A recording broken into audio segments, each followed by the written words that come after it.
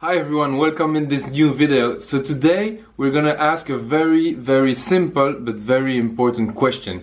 Is there a bubble in the EV market? So let's look at NIO and let's look at Volkswagen. NIO delivered 44,000 cars in 2020, while Volkswagen delivered 230,000 electric vehicles in 2020. So here we're already in a ratio of 5-1. Now on top of this, NIO grew 110%, which is already great. But that segment for Volkswagen grew 200%.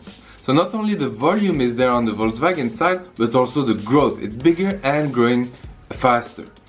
So now if we look at the valuation of both companies, you will see that Volkswagen is only worth 1.5 times the value of NIO.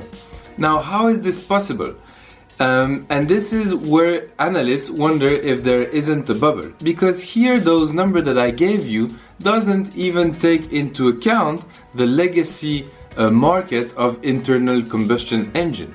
So without counting all of these cars that Volkswagen makes, and it's one of the biggest manufacturer in the world, and without taking into account the big names such as Porsche and others, even just by looking at their electric vehicle segment, there is still a rationale to have a higher valuation for Volkswagen than NIO. So let me know in the comments below, what do you think? Why do you think there's such a disparity?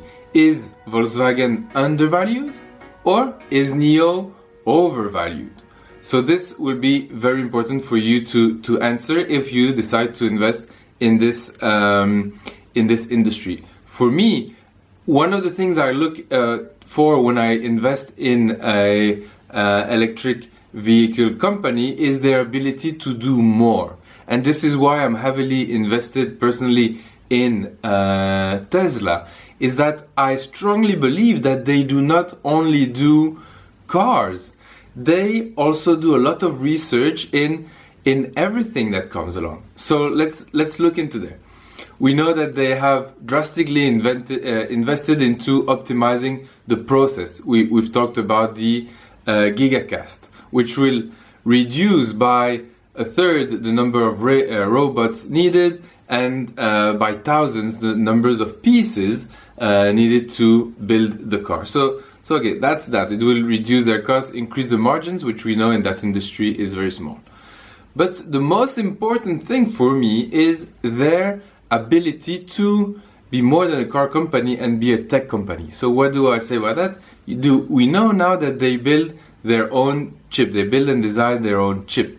But on top of that, they build and design their own self-driving software. And this is, for me, the key. So any EV company or even any ICE company that does not invest in that, or does not do research in that, or does not have plans to have either their own or to use or to sub-license, for me, that is where I segment between the legacy and the new one. You could have a legacy one that decides to embrace the new technology, and for me that would be interesting to look at.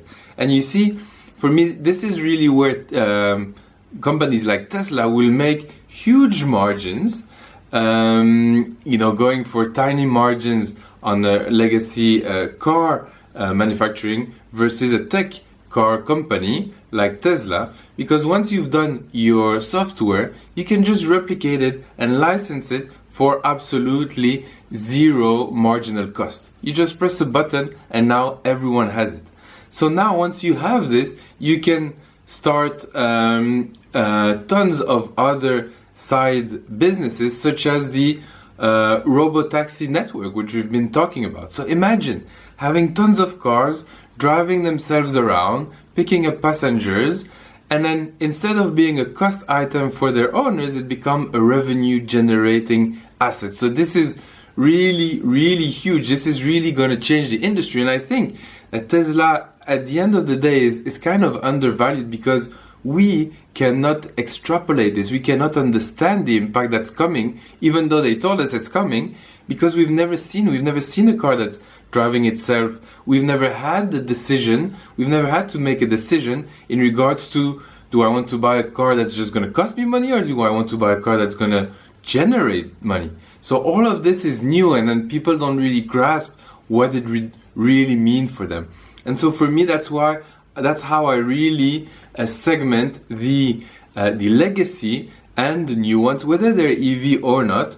It really depends on how they will use new tech to adapt their business model and be more than just a car company. So I hope you like this video. I'll make a few more every day. Let me know if you have comments. Please subscribe to help the channel, and press the like button to help with the algorithm. Thanks a lot and have a lovely day. Ciao.